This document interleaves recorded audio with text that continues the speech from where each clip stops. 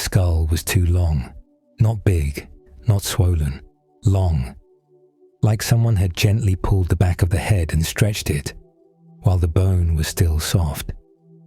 I remember staring at it in the brush light and thinking, that's not a deformity, that's design. Ellis, tell me you're seeing this too, Maya said. Nobody laughed. Nobody made a joke, because we all knew the same thing at the same time. This wasn't a mummy, and it wasn't human. We found the chamber by accident.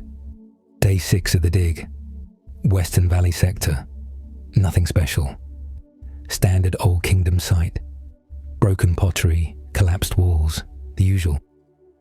We were documenting a half-buried storage room when Tariq's shovel hit stone that didn't match the rest. Smooth, perfectly flat.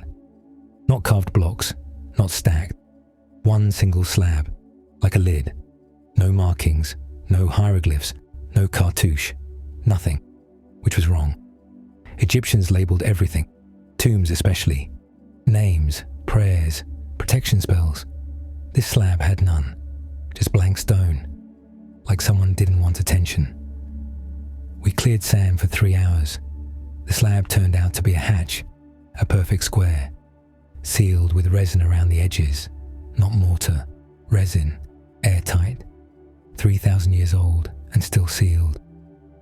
Dr. Klein frowned at it for a long time, then said quietly, "This isn't ceremonial."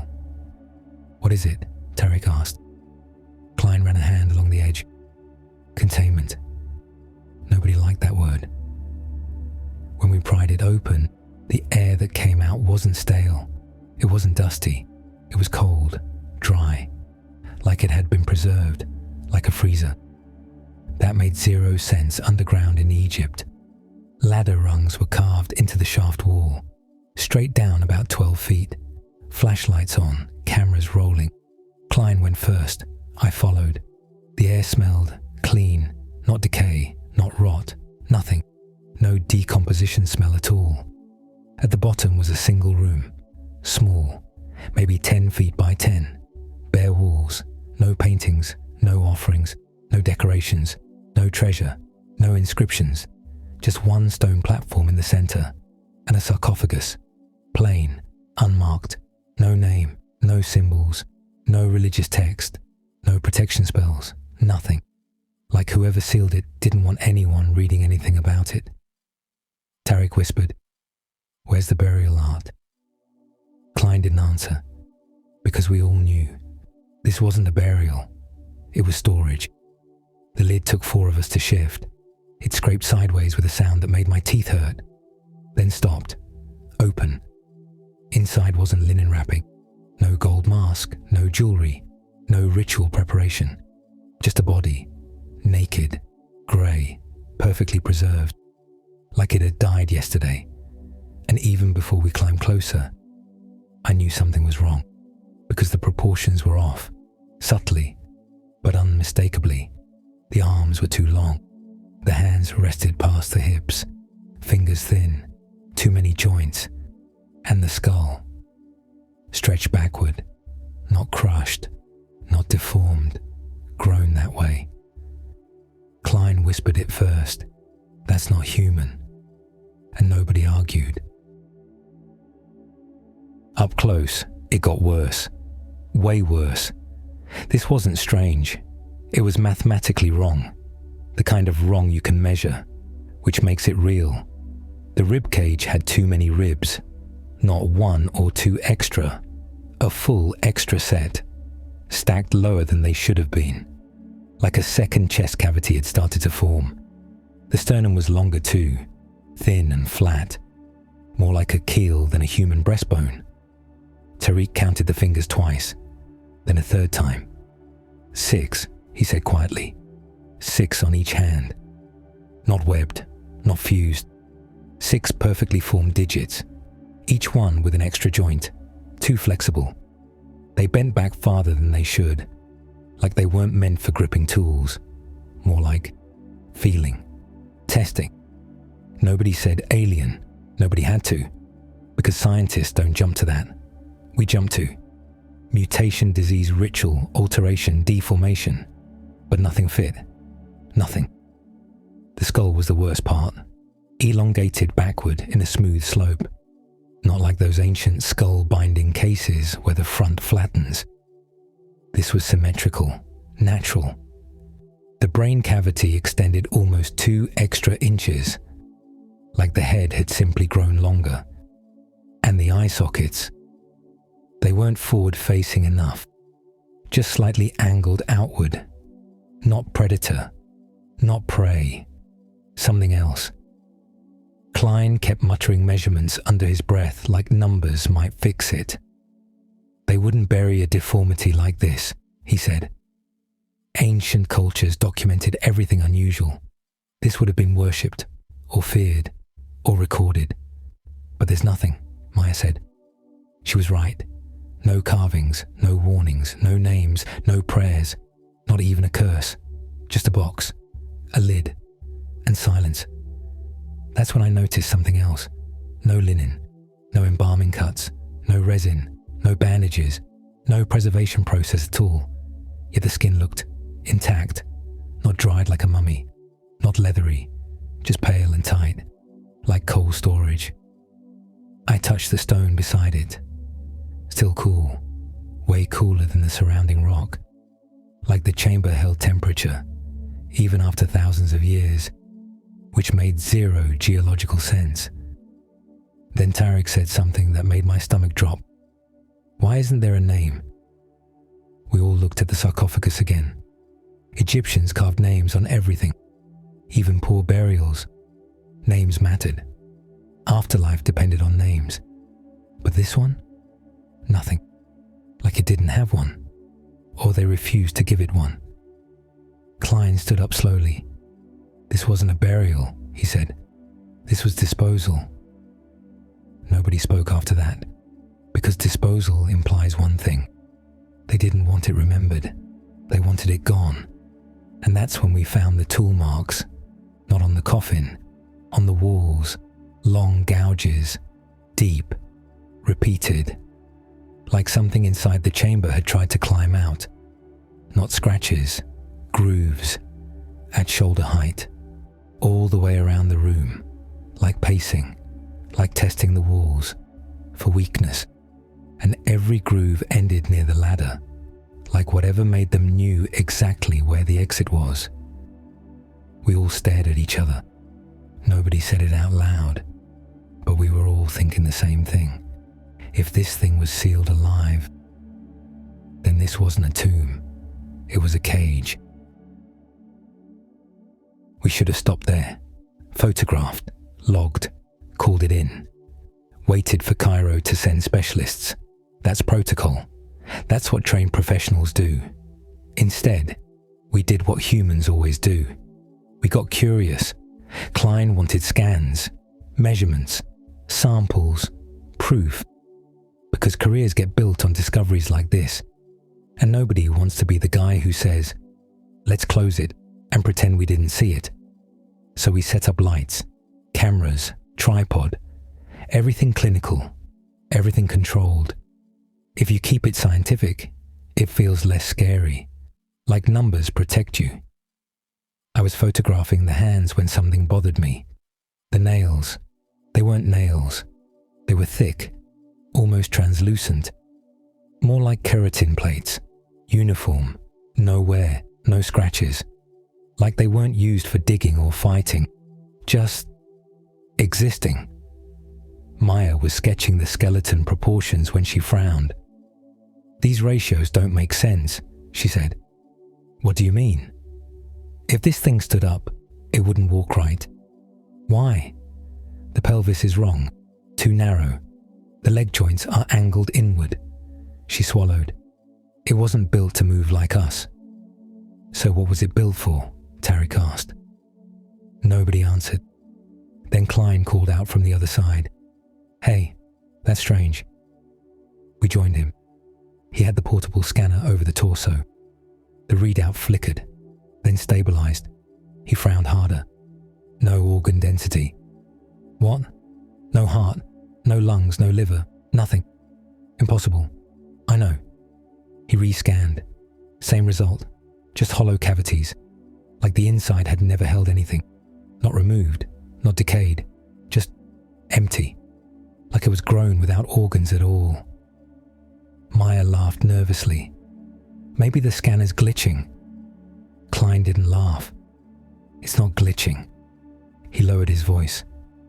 This thing wasn't biologically structured like any animal we know. The room got quiet. The kind of quiet where everyone's brain starts connecting dots they don't want to. And that's when Tarek said, "Guys, why is there sand on the platform?"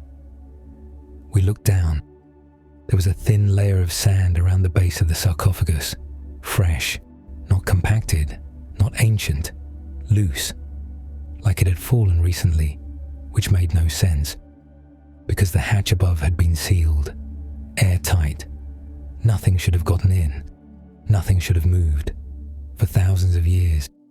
But there it was, a faint trail from the edge of the coffin, across the platform, toward the ladder, like something had stepped out and stepped back in. Nobody said anything for a long time, because there's a difference between we discovered something ancient and something was walking around recently, and suddenly the chamber didn't feel old anymore. It felt used. Nobody moved toward the ladder. Nobody said, "It's nothing," because we'd all seen it. The sand trail wasn't ancient. Ancient sand compacts, hardens, bonds. This was loose, fresh, like someone had walked through the chamber an hour ago. Terry crouched beside it. "Maybe it fell from our boots," he offered weakly. But our boots were clean, and the trail started at the coffin, not the ladder. Klein straightened slowly. "Photograph it," he said. His voice had changed, less excited now, more careful. I snapped pictures, close-ups. The impressions were shallow, but they were there. Not footprints, not exactly. Too narrow, too long, like someone had pressed the side of their foot into the sand, or walked on the edges. Toes leaving faint pointed marks. 6 impressions, every step. 6, just like the hands. Nobody spoke, because saying anything out loud would make it real. We checked the chamber walls again. Something else stood out now that the lights were brighter. Small chips along the stone near the lid. Not tool marks, not chisels. Tiny impacts, repeated, clustered around the edges, like something had tested the seam, over and over, from the inside. My brain kept trying to rationalize it. Maybe ancient workers adjusted the lid. Maybe animals. Maybe erosion. Maybe. But none of those leave marks only on the interior edges. None of those explain why the outside was perfect. "Let's close it," Maya said quietly. Klein didn't argue. That's when I knew he was scared too, because 10 minutes ago, he wouldn't have left for anything. We slid the lid back, stone scraping stone. The sound echoed too long in that tiny room, like the chamber didn't want to be closed. Right before the lid settled, my light caught something inside the coffin. On the stone base, faint, thin, parallel lines, scratches, not from tools, too irregular, too narrow, too many, like fingernails, dragged, repeatedly, in the same spot, right where the hands rested, like something had tried to push itself up, again and again and again. I slammed the lid shut harder than necessary. Nobody complained. We climbed the ladder fast. No discussion, no debate. Just a shared agreement. We're done here. Back on the surface, the sun felt too bright. The dig site too open, too exposed. Like the desert itself was watching. Maya immediately started packing equipment. "Calling this in," she said. "Government, university, whoever. Not us." Klein just stared at the hatch, quiet, thinking. Then he he said something that chilled me more than anything we'd seen underground. They didn't decorate it. What? Tariq asked. The Egyptians.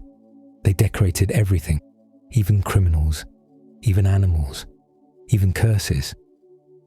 He looked down at the sealed hatch. But this, he shook his head. They didn't worship it. They didn't fear it. They didn't record it. So, Maya said, so they didn't want history to know it existed at all. That's worse, way worse, because fear gets recorded, containment doesn't. We finished packing near sunset. That's when I noticed something small, something I wish I hadn't. There were 5 sets of boot prints around the hatch. We were 4 people. At first I told myself we miscounted. Heat exhaustion, bad light, long day, easy mistake. So I counted again.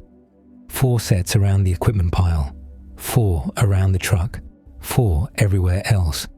But around the hatch, 5, all fresh, all same depth, same tread, same size. Hey, I called quietly. Nobody answered, so I didn't say anything else. Because saying, there's an extra set of prints, felt like the kind of sentence you can't take back. I walked the perimeter slowly, tracked them. The 5th set wasn't random. It stayed close to us, mirrored us, stopped where we stopped, turned where we turned, but I never saw anyone standing there.